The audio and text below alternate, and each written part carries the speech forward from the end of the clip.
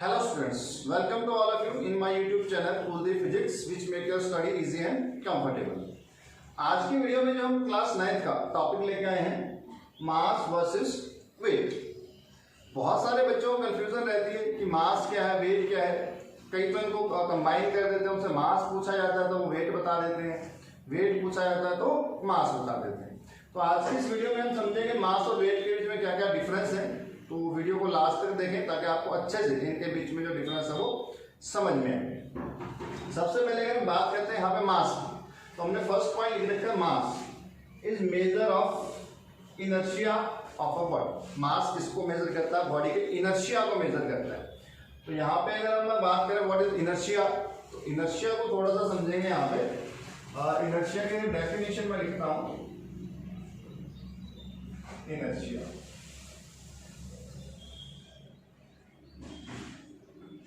inertia is a resistance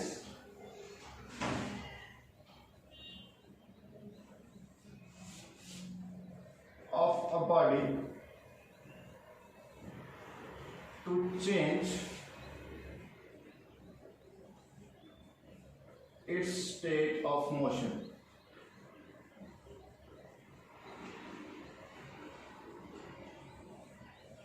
ये बेटा हमारे पास है इनर्शिया की डेफिनेशन। समझेंगे इसको थोड़ा सा। इनर्शिया क्या है? Inertia is resistance. रेजिस्टेंस मतलब ओपोजिशन। आप किसी चीज को रेजिस्ट करते हो, अपोज करते हो, उसका विरोध करते हो, उसको हम कहते हैं रेजिस्टेंस। तो inertia is the resistance of a body to change its state of motion. मतलब आप किसी भी बॉडी का स्टेट ऑफ मोशन अगर चेंज करना चाहोगे तो वो बॉडी क्या करेगी? रेजिस्ट करेगी, उसको अपोज करेगी कि मेरे अंदर आप चेंज ना लेके आओ। इस प्रॉपर्टी को हम कहते हैं इनर्शिया। और अगर बात करें इनर्शिया की, जो इनर्शिया है is directly proportional to mass of body. Inertia जो है डायरेक्टली प्रोपोर्शनल है मास ऑफ बॉडी। मतलब अगर बॉडी का मास ज्यादा होगा तो उसका इनर्शिया ज्यादा होगा, बॉडी का मास कम होगा तो उसका इनर्शिया कम होगा। फॉर एग्जाम्पल अगर हम बात करें, आपके पास दो ऑब्जेक्ट है, एक छोटा कम मास का और एक बड़ा ऑब्जेक्ट है कोई जिसके अंदर मास ज्यादा है। अब अगर आप बेटा दोनों को मूव करवाने की कोशिश करते हो, फोर्स लगाते हो उनके ऊपर, तो हम कह सकते हैं जिसका मास कम है, आप जब उसको मूव करवाने की कोशिश करोगे वो थोड़ा रेजिस्ट करेगा, लेकिन उसके बाद वो मूव करना शुरू हो जाएगा। कहते हैं कम फोर्स से वो मूव करना शुरू हो जाएगा। लेकिन अगर ऑब्जेक्ट का साइज बड़ा है, मास ज्यादा है, तो उसको जब आप मूव करवाने की कोशिश करोगे तो वो ज्यादा रेजिस्ट करेगा उसके अंदर, क्योंकि मास ज्यादा, वो ज्यादा रेजिस्ट करेगा, ज्यादा फोर्स करेगा कि मेरे स्टेट ऑफ मोशन को ना चेंज करो। तो आपको बहुत ज्यादा फोर्स लगानी पड़ेगी, तब कहीं जाके उसका स्टेट ऑफ मोशन चेंज होगा।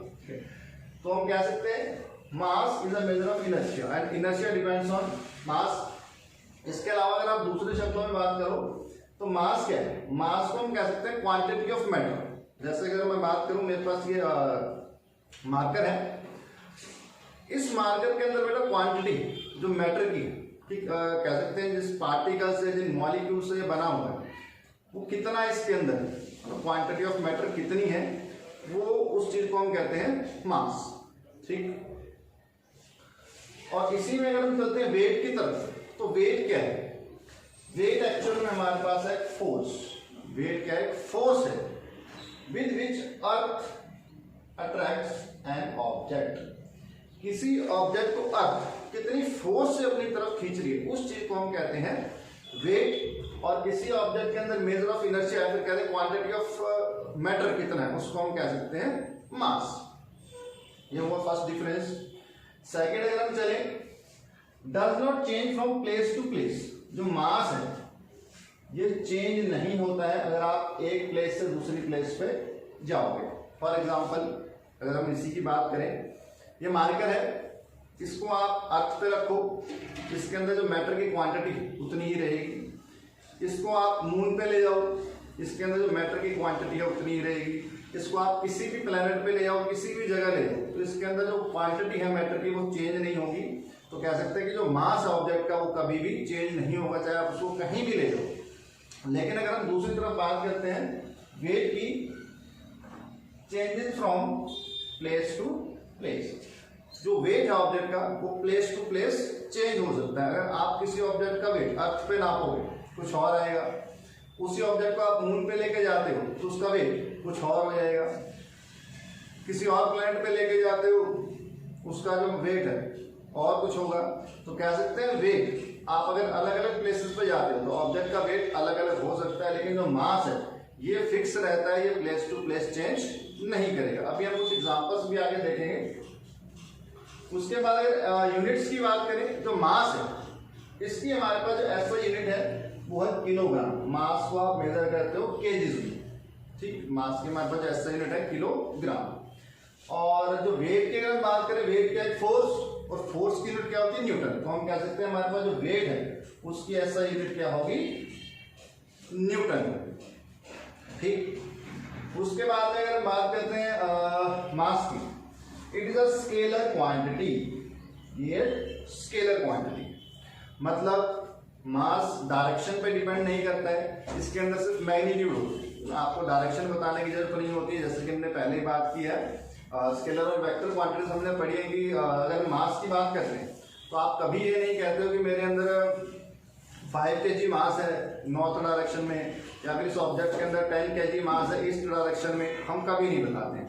लेकिन अगर दूसरी तरफ हम वेट की बात करें, weight is a force and force is a vector quantity, तो हम कह सकते हैं यहाँ पे जो वेट है, वेट हमारे पास एक ऐसी क्वांटिटी है, ये एक वेक्टर क्वांटिटी है जिसके अंदर मैग्नीट्यूड प्लस डायरेक्शन दोनों चीजें जरूरी हैं।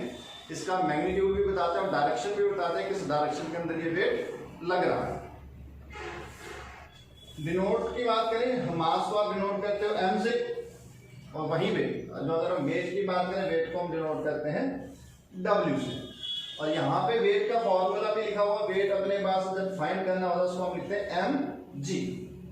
सिंपली कह सकते हैं हमारे पास जो फोर्स है, फोर्स को हमने लिखा था न्यूटन के सेकेंड लॉ में। फोर्स क्या होती है? मास ma, ठीक है। इसी से अगर हम फोर्स की बात करें, वेट है, फोर्स है, तो हमने इसको w लिख दिया। ma, a क्या होता है? एक्सेलरेशन। और अगर अर्थ के केस की बात करें, किसी भी ऑब्जेक्ट को अर्थ अपनी तरफ किस एक्सेलरेशन से खींचती है? Acceleration due to gravity, small g, जो कि हमने लास्ट वीडियो के अंदर बात की। तो कह सकते हैं mass of object into small g, acceleration due to gravity. इन दोनों चीजों को आप मल्टीप्लाई करते हो तो आपके पास आता है वेट। फॉर एग्जाम्पल, अगर मैं कहूं कि हमारे पास किसी ऑब्जेक्ट का मास 10 kg, ऑब्जेक्ट का मास 10 kg है, तो इसका वेट अर्थ पे कितना होगा? तो मैं अगर अर्थ पे इसका वेट निकालता हूं तो W मेरे पास है mg, m हमने माना हुआ 10 इंटू जी। अर्थ के ऊपर जो एक्सेलरेशन ड्यू टू ग्रेविटी है, इसकी वैल्यू हमने देखी थी लास्ट वीडियो के अंदर, ये आती है 9.8। तो इन दोनों को मल्टीप्लाई करते हो तो हम कह सकते हैं हमारे पास उस ऑब्जेक्ट का जो वेट होगा 98 न्यूटन। काफी डिफरेंस है। मास की अगर हम बात करें 10 kg, लेकिन इसी ऑब्जेक्ट का अगर हम वेट बताएंगे तो वो अपने पास आएगा 98 न्यूटन। फिर हमने ऊपर यहाँ पे बात की, weight can change place to place, from place to place weight change हो सकता है। तो बेटा अगर इस फॉर्मूले में हम बात करें, मास हमने कहा चेंज नहीं होता है। अगर आप प्लेस चेंज करते हो तो कौन सी चीज चेंज होगी? जी, एक्सेलरेशन ड्यू टू ग्रेविटी। और जो कि हमने अभी लास्ट वीडियो के अंदर बात की थी, जो जी की वैल्यू है ये अलग अलग प्लैनेट्स के लिए अलग अलग होती है। मून के लिए अलग है, जुपिटर के लिए अलग है, मार्स के लिए अलग है। तो इस हिसाब से हम कह सकते हैं अगर सेम मास का ऑब्जेक्ट आप अलग अलग जगह लेके जाते हो तो उसके ऊपर एक्सेलरेशन ड्यू टू ग्रेविटी अलग अलग लगेगी, जिसकी वजह से इस ऑब्जेक्ट का जो वेट है from place to place change हो सकता है। तो ये तो हमारे पास डिफरेंस हुआ मास और वेट के बीच में। अब हम कुछ इंटरेस्टिंग चीजें, जैसे आपने सुना होगा या देखा भी होगा वीडियोस में, मूवीज में, कि जब लोग मून पे जाते हैं तो हवा में उड़ने लग जाते हैं ना, उनका जो वेट है वो काफी कम हो जाता है। ऐसा क्यों होता है? उसके लिए हम चेक करेंगे कि अभी मून के ऊपर हमारे पास एक्सेलरेशन ड्यू टू ग्रेविटी की वैल्यू क्या है। चलिए देखते हैं। तो चलिए देखते हैं किसी ऑब्जेक्ट का जो वेट है वो मून के ऊपर कितना होता है। वेट की अगर हम बात करें, हमने लिखा वेट होता है the force with which an object is attracted by. अगर अर्थ पे वेट निकाल रहे हैं तो अट्रैक्टेड बाय अर्थ। अगर हम मून पे वेट निकाल रहे हैं तो force with which the moon attract an object, moon किस फोर्स से ऑब्जेक्ट को अपनी तरफ अट्रैक्ट कर रहे हैं, है ना, वो उसका हम कह सकते हैं वेट होगा ऑन मून। कुछ कैलकुलेशन है, सिंपल कैलकुलेशन है, समझेंगे इसको। यहाँ पे बेटा अगर सबसे पहले चेक करें, हमने यहाँ पे चीजें लिखी है, मास of earth ME, mass of moon MM, radius of earth RE and radius of moon. यहाँ पे अगर मासेस की आप बात करो, आप चेक कर सकते हो, हमारे पास जो अर्थ का मास है 6 × 10⁻24 kg और मून का जो मास है 7.36 × 10⁻22 kg। तो ऑलमोस्ट कह सकते हैं जो मून है वो अर्थ से 100 टाइम्स उसका मास कम है, 100 गुना मास कम है। वैल्यूज आपको मेमोराइज करने की जरूरत नहीं है, हाँ अर्थ के लिए आप ये वैल्यूज याद कर सकते हो। तो अगर हम यहाँ पे बात करें कि जो मास ऑफ मून है is less than mass of earth। अब अगर मून का मास कम है तो हम कह सकते हैं कि जो मून है वो ऑब्जेक्ट्स को कम फोर्स से अट्रैक्ट करेगा। क्यों अट्रैक्ट करेगा? उसके लिए हमने लॉ पढ़ी, यूनिवर्सल ग्रेविटेशनल लॉ, जिसमें हमने कहा जो force of attraction is directly proportional to m। दो मासेस के प्रोडक्ट के डायरेक्टली प्रोपोर्शनल है। मास ज्यादा होगा तो फोर्स ज्यादा होगी, मास कम होगा तो हमारे पास फोर्स भी कम होगी। तो हम यहां पे कह सकते हैं therefore force of moon is less than force of earth. ठीक है, वो मून फोर्स लगाएगा वो अर्थ की फोर्स से कम होगी। तो देखते हैं किस तरीके से हम इसकी वैल्यू कैलकुलेट करते हैं कि कितना वेट हमारे पास आता है मून के ऊपर। तो मान लेते हैं let mass of object is m। आपके पास एक ऑब्जेक्ट है जिसका मास आपने मान लिया है m। Wait of object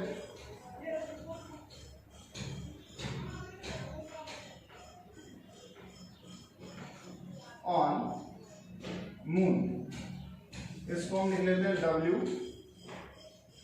wait on moon. अभी बेटा हमने देखा वेट, वेट का फॉर्मूला हमने लिखा mg और g का एक्सेलरेशन ड्यू टू ग्रेविटी। तो यहां से हम कह सकते हैं हमारे पास जो वेट ऑन मून होगा ये क्या हो जाएगा, mass of object into acceleration due to gravity of moon. तो यहाँ पे हम acceleration due to gravity moon की लेंगे, अर्थ की नहीं लेंगे। अर्थ के लिए अपने पास वैल्यू है 9.8, लेकिन मून के लिए इसकी वैल्यू अलग होगी क्योंकि हमने जी का फॉर्मूला, स्मॉल जी का फॉर्मूला भी ड्राइव किया था पिछली वीडियो के अंदर, Gm/r², है ना। हमने जब अर्थ के लिए वैल्यू फाइंड की तो मास ऑफ अर्थ पुट किया था, यहाँ पे रेडियस ऑफ अर्थ पुट किया था, जी की वैल्यू आई थी 9.8। यहाँ पे बेटा इसको मून के लिए फाइंड करें तो मास पुट करेंगे मून का, रेडियस पुट करेंगे मून की, तो जिस जी की वैल्यू है वो कुछ अलग आएगी। फिलहाल अपने को कैलकुलेट नहीं करनी है, इधर आते हैं। तो इस फॉर्मूले से अगर मैं वैल्यूज पुट करता हूं तो मेरे पास जो वेट ऑन मून है ये आ जाता है m into G M. G M की वैल्यू यहां से अगर उठाएं तो m into G, mass of moon लेंगे divided by radius of moon का स्क्वायर। तो ये तो अपने पास वैल्यू आई weight of object on moon. Similarly अगर आप फाइंड करते हो weight of object on earth,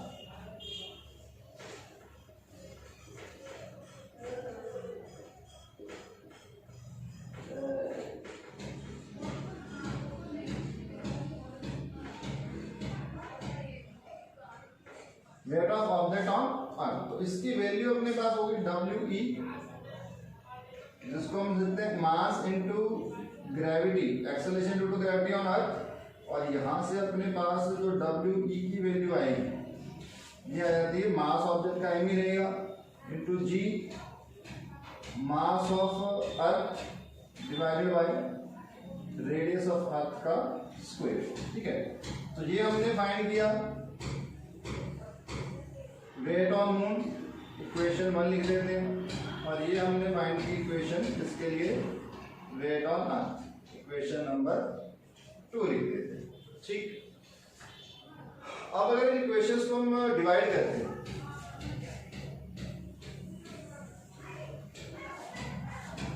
on dividing, आज बेटा कंस्ट्रक्शन का काम चल रहा है पास में, तो साउंड में थोड़ी सी प्रॉब्लम होगी, बीच में डिस्टर्बेंस होगी, बट आप यहाँ पे फोकस करें। On dividing equation 1 by equation 2, तो हमारे पास जो रिजल्ट आएगा, weight of moon divided by weight on earth, ठीक है। इनकी वैल्यूज हम पुट करेंगे, तो weight on moon mg mass of moon divided by radius of moon का square divided by mg mass of earth and divided by radius of earth का square, ठीक।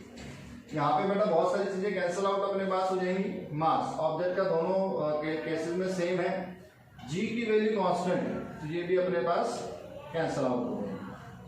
तो हम क्या करते हैं, देयरफॉर जो weight on moon divided by weight on earth है, इसकी वैल्यू आ जाएगी अपने पास mass of moon divided by radius of moon का स्क्वायर, और ये जो नीचे वाली टर्म है ऊपर जाएंगे तो इनटू रेडियस ऑफ अर्थ का square divide by mass of अर्थ, ठीक है जी। अब बेटा इन चारों चीजों की वैल्यूज आपके पास है, इन सब की वैल्यूज जब हम इसमें पुट करके इसको कैलकुलेट करते हैं, तो हमारे पास जो फाइनल रिजल्ट आएगा, आप कहते हो weight on moon divided by weight on earth, अगर आप कैलकुलेट करते हो तो ये आपका होता है 1/6, कितना आएगा 1/6, ठीक। तो यहाँ से अगर मैं और इसको थोड़ा सा सिंप्लीफाई करता हूँ, तो मैं क्या सकता हूँ, weight on moon equals to 1/6, इसको जब मल्टीप्लाई करते हैं वेट ऑन अर्थ, तो ये रिजल्ट आपको इसमें याद रखना है ना, रिजल्ट याद रखना है। कैलकुलेशंस आप कर सकते हो, बाकी यहाँ पे सीधी वैल्यूज पुट करके आप रिजल्ट लिख दो तो भी चल जाएगा। ये वैल्यूज आप मेमोराइज कर लें, आपके लिए तो करनी है। अगर मून का क्वेश्चन आया तो ये दो वैल्यूज आपको याद करनी पड़ेगी। तो बड़े इस रिजल्ट से हम कह सकते हैं weight on moon is 1/6 of weight on earth, मतलब कि जो अर्थ पे आपका वेट है उससे 1/6 वेट आपका होगा मून के ऊपर। 6 गुना आपका जो वेट है वो मून पे कम हो जाएगा। क्यों कम हो जाएगा? क्योंकि वहां पे हमारे पास मून का मास कम है, तो वहां पे जो एक्सेलरेशन ड्यू टू ग्रेविटी लगेगी बाय मून वो कम होगी। अगर जी की वैल्यू कम है तो हमारे पास वेट भी कम आएगा। हमने लिखा था डिफरेंस में कि जो वेट है वो प्लेस टू प्लेस चेंज हो सकता है। अगर मैं एग्जांपल की यहाँ पे बात करूं, अगर आपके पास वेट ऑन अर्थ किसी ऑब्जेक्ट का सपोज मान लेते हैं 60 न्यूटन, अर्थ के ऊपर अगर वेट आ रहा है, इसी ऑब्जेक्ट को अगर आप मून पे लेके जाओगे तो वेट ऑन मून क्या हो जाएगा? हमने अभी लिखा 1/6 into weight on earth. Weight on earth कितना है? 60। तो हम कह सकते हैं अपने पास वो सिर्फ कितने न्यूटन की होगी? 10 न्यूटन की होगी। यही रीजन है बेटा, जब आप मून पे जाते हो तो वहां पे आपका वेट बहुत कम हो जाता है ना। आप वहां पे अगर हल्की सी जंप लेते हो तो भी आप बहुत ऊपर चले जाते हो। क्यों चले जाते हो? आपका बॉडी वेट कम है, कर्व फोर्स से मून आपको अट्रैक्ट करता है, तो आप काफी ऊंची जंप ले सकते हो। अगर हम बात करते हैं एस्ट्रोनॉट्स की, आपने देखा होगा वो जब अपने उसके अंदर होते हैं, सैटेलाइट के अंदर या रॉकेट के अंदर होते हैं, तो वो हवा में उड़ रहे होते हैं। तो वहां भी यही रीजन है, क्योंकि वहां पे उनका जो वेट है वो बहुत कम हो जाता है। और अगर मैं एक छोटे से एग्जांपल की बात करूं, अगर आपसे पूछा जाए कहीं भी, अगर मेरे पास मान लेते हैं एक्सेलरेशन ड्यू टू ग्रेविटी की वैल्यू 0 हो जाए, अगर एक्सेलरेशन ड्यू टू ग्रेविटी 0 हो जाए, तो उस कंडीशन में ऑब्जेक्ट का वेट क्या होगा? क्योंकि वेट का अपने पास फॉर्मूला है mg, तो उस कंडीशन में कह सकते हैं हमारे पास वेट क्या होगा? mg। g अगर 0 है तो वेट भी मेरे पास 0 है ना। तो किसी जगह पे अगर एक्सेलरेशन ड्यू टू ग्रेविटी की वैल्यू 0 हो जाए, वहां पे आपका वेट भी बिल्कुल 0 हो जाएगा, आप हवा के अंदर उड़ने शुरू हो जाएगा। और इस कंडीशन को अपन कहते हैं वेटलेसनेस।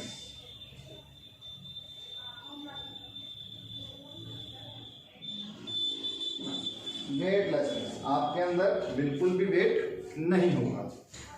तो ये तो बेटा हमारे पास हुआ मून के ऊपर हमने ऑब्जेक्ट का जो है वेट फाइंड किया, आपको मेमोराइज सिर्फ इतना रखना है कि जो वेट ऑन मून है वो 1/6 है वेट ऑन अर्थ। इसके बाद बेटा एक क्वेश्चन कई बार आता है कि जो हमने लॉ पढ़ी है यूनिवर्सल ग्रेविटेशनल लॉ F=gmm/d², उसके ऊपर कई बार क्वेश्चन आता है कि अगर आप ऑब्जेक्ट का मास बढ़ा दोगे तो फोर्स के साथ क्या होगा, उन ऑब्जेक्ट्स के बीच का डिस्टेंस कम कर देंगे तो उस फोर्स के साथ क्या होगा। तो यहाँ पे मैं वो एक क्वेश्चन पर्टिकुलर आपके साथ डिस्कस करने वाला हूँ ताकि आपको थोड़ा सा फंडा क्लियर हो जाए कि मास बढ़ाने से या डिस्टेंस कम करने से ऑब्जेक्ट्स के बीच में क्या क्या चीजें होती हैं। तो चलिए उसको भी एक बार देख लेते हैं। तो चलिए देखते हैं कि हमारे पास फोर्स मासेस को डिस्टेंस को चेंज करने की वजह से किस तरीके से फोर्स के अंदर चेंज आता है। उसके लिए मैंने क्वेश्चन लिखा हुआ जो कि आपकी एनसीईआरटी में ही है। इस क्वेश्चन में इसने कहा है what happens to the force between two objects, दो ऑब्जेक्ट्स के बीच में जो फोर्स लग रही है उसके साथ क्या होगा। 3 केसेस आपको दे रखे हैं। First case the mass of one object is doubled, उनमें से एक ऑब्जेक्ट का मास आप डबल कर दो। सेकंड कह रहा है the distance between the object is double and triple, उन ऑब्जेक्ट्स के बीच का डिस्टेंस उसको आप डबल या ट्रिपल कर दो। And third the mass of both objects are double, उन दोनों ऑब्जेक्ट्स का मास अगर डबल कर दो तो क्या होगा। समझेंगे इसको, बहुत इजी क्वेश्चन है। उसके लिए हम स्टार्ट करते हैं यहाँ से, हमारी यूनिवर्सल ग्रेविटेशनल लॉ से। हम मान के चलते हैं कि दो ऑब्जेक्ट्स हमारे पास जो है, एक का मास m1 और दूसरे ऑब्जेक्ट का मास m2, और इनके बीच का जो डिस्टेंस है वो मान लेते हैं v। ठीक, हमने क्यों ये, और इस केस में हमारे पास जो फोर्स आती है F, वो भी हमने ड्राइव किया था G into product of masses m1 m2 divide by square of the distance between them, तो d²। तो ये तो हम कह सकते हैं ओरिजिनल फोर्स हमारे पास इन दो ऑब्जेक्ट्स के बीच में होगी जिनका मास m1 m2 और इनके बीच का डिस्टेंस d है। अब कह रहे हैं इस फोर्स के अंदर क्या क्या चेंजेस आएंगे, इन 3 केसेस में आपको चेक करना है। तो हम सबसे पहले केस नंबर 1 की बात करते हैं।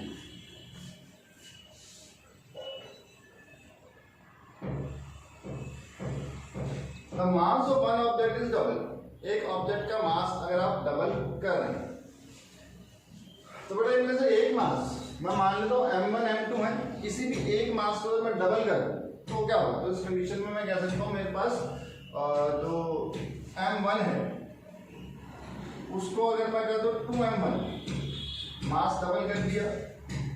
m2 की वैल्यू आपको सेम रखनी है, उसके अंदर कोई चेंज नहीं करना है, और डिस्टेंस भी इसने चेंज करने को नहीं बोला है, तो डिस्टेंस भी अपने पास d रहेगा।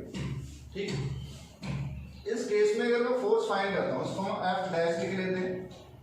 न्यू फोर्स वो क्या होगी, अगर मैं ये वैल्यूज पुट करता हूँ तो G m1 m2, अब m1 की जगह क्या पुट करना है 2m1 m2 की जगह m2 ही पुट करेंगे, डिवाइड बाय डिस्टेंस d है तो d का।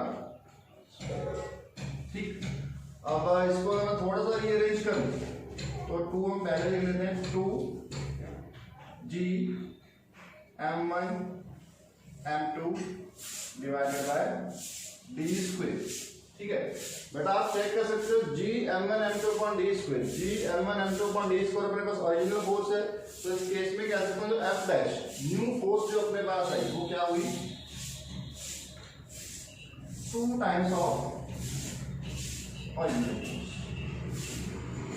तो हम कह सकते हैं हमारे पास फोर्स डायरेक्टली प्रोपोर्शनल होती है मास के। अगर आप मास को बढ़ाओगे तो फोर्स भी बढ़ जाएगी, है ना। आपने मास को डबल किया तो फोर्स भी अपने पास डबल हो। सेकंड केस यहाँ पे चेक करते हैं।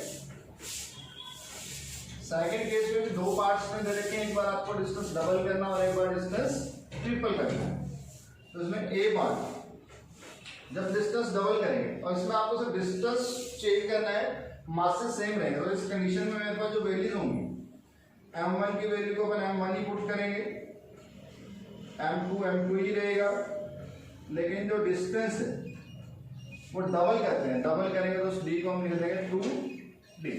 और ये वैल्यूज अगर हम फॉर्मूला में पुट करते हैं तो जो नई फोर्स बनेगी F dash equals to g m1 m2 की जगह m2 ही डिवाइड बाय डी स्क्वायर। अब डी की जगह अपने को क्या लिखना है 2d, क्योंकि डिस्टेंस आपने डबल कर दिया है, 2d का स्क्वायर।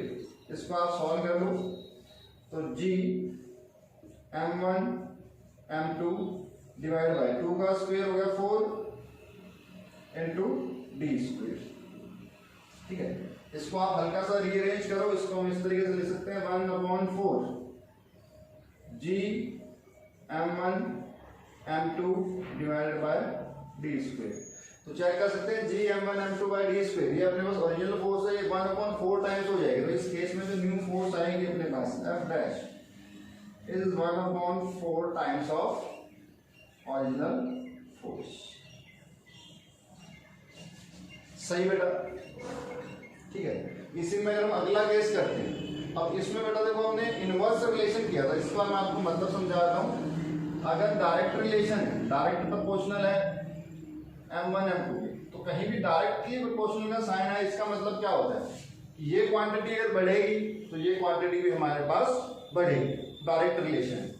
लेकिन जब इनवर्सली प्रोपोर्शनल आ जाता है, इस कंडीशन में क्या होगा, इनवर्स रिलेशन है, अगर ये क्वांटिटी बढ़ेगी तो ये क्वांटिटी कम हो जाएगी, और अगर ये क्वांटिटी कम होगी तो ये क्वांटिटी बढ़ जाएगी। तो हम यहाँ पे देख सकते हैं, जैसे आपने डिस्टेंस बढ़ाया, ये क्वांटिटी बढ़ी तो जो फोर्स है वो अपने पास कम होगी 1/4, 4 गुना कम हो गई है।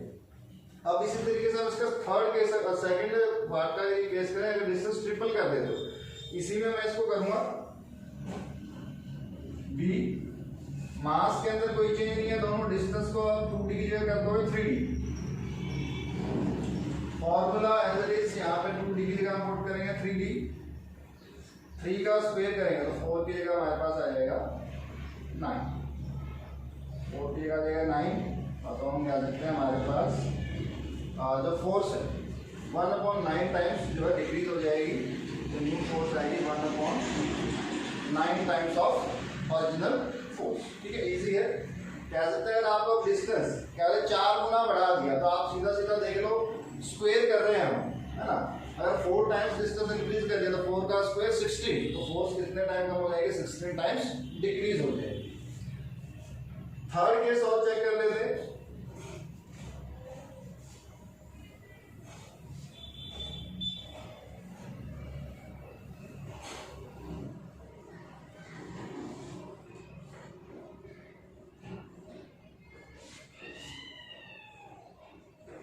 इसमें कह रहा था mass of both objects are double, दोनों ऑब्जेक्ट्स का मास आपने डबल कर दिया, मतलब जो m1 है इसको हम 2m1 इसको डबल कर दिया, m2 है इसको हम लिखेंगे 2m2 इसको भी डबल कर दिया, और डिस्टेंस सेम रखेंगे, b को हम d रखेंगे। तो इस केस में न्यू फोर्स F डैश जो होगी g m1 की जगह पुट करेंगे 2m1, m2 की जगह पुट करेंगे 2m2 divided by distance d है तो d का स्क्वायर, 2 टू द 4। इसको आप थोड़ा सा रीअरेंज करो तो आएगा 4 g m1 m2 divided by d square. ये अपने पास ओरिजिनल फोर्स है, तो इस केस में हम कह सकते हैं जो न्यू फोर्स आएगी वो 4 टाइम्स इंक्रीज हो जाएगी ऑफ ओरिजिनल फोर्स। ठीक है, तो थोड़ा इस तरीके से आप अगर कोई भी क्वेश्चन आता है, आप मास को डबल कर रहे हो, ट्रिपल कर रहे हो, डिस्टेंस को हाफ कर रहे हो, है ना, डबल कर रहे हो, ट्रिपल कर रहे हो, कुछ भी आपको दे सकते हैं, आपको एक सिंपल सा लॉजिक लगाना है और इन न्यूमेरिकल्स को सॉल्व कर लेना है। तो आज की वीडियो में बेटा हम इतना ही करेंगे। अगर वीडियो आपको अच्छी लगती है तो इसको आप लाइक करें, ज़्यादा से ज़्यादा शेयर करें और सब्सक्राइब करें, और अगर कोई प्रॉब्लम होती है तो मेरे को